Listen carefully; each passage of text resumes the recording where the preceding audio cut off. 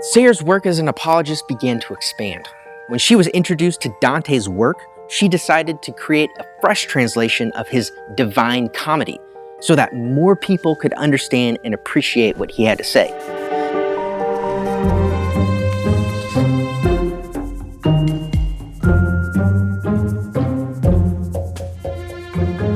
It is the sin that believes in nothing, cares for nothing, seeks to know nothing, interferes with nothing, enjoys nothing, loves nothing, hates nothing, finds purpose in nothing, lives for nothing, and remains alive only because there is nothing for which it will die. This is how Dorothy Sayers describes sin. As you can tell, she was quite the writer. Considered one of the preeminent English writers of the 20th century, among names like Agatha Christie, George Orwell, C.S. Lewis, and J.R. Tolkien, Sayers wrote detective novels and thrillers. Although known primarily for her mystery writing, this brilliant lady showed her writing in a way to create meaningful discussion. She believed in hard work, but she also believed in purposeful work. And this belief would guide her entire career, leading her to create the translation of Dante's Divine Comedy for English audiences.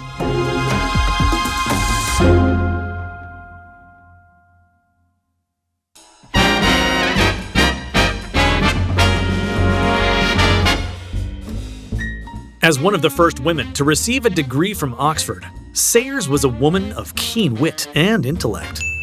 After university, she found great success as a copywriter for a prestigious London advertising firm, coining the phrase, "It pays to advertise." But it wasn't her copywriting that made her a household name, it was her mystery writing. From 1923 to 1937, she published 12 detective novels, some becoming international classics in a day and age when women did not usually write mysteries. In 1937, she turned her attention to matters of faith when she was asked to write a play for the Canterbury Festival. She wrote The Zeal of Thy House, and then a series of radio plays for the BBC called The Man Born to Be King. These radio plays brought out a wave of protests for using a modern English voice for the voice of Christ. But this revolutionized religious playwriting. After that, Sayers focused on a series of essays and books with Christian themes. Her mind was an amazing gift. She established herself as a leading Christian apologist of her day. Again, a role women were typically kept away from.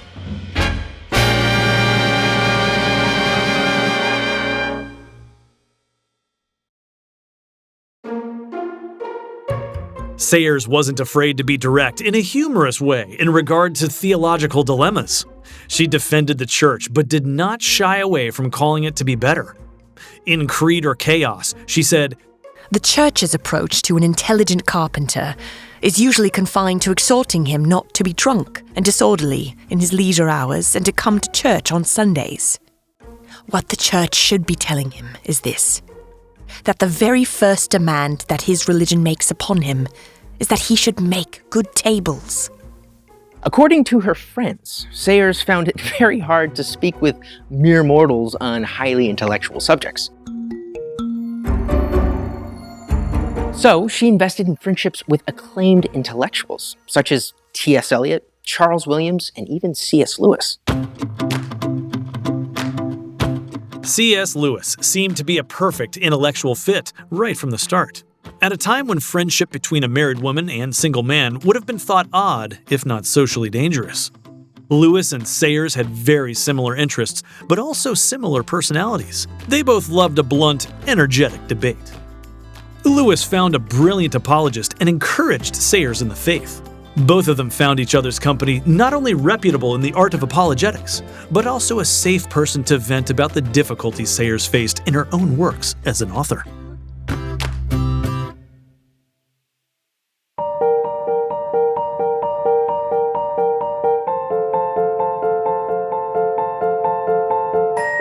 Sayers' work as an apologist began to expand. When she was introduced to Dante's work, she decided to create a fresh translation of his Divine Comedy so that more people could understand and appreciate what he had to say.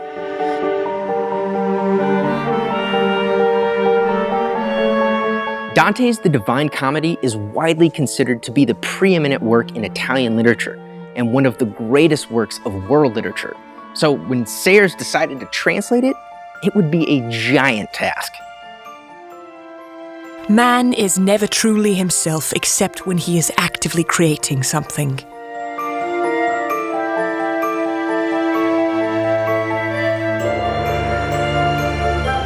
It took 6 years to complete the first 2 volumes of Dante's The Divine Comedy. Before completing the third, Sayers passed away.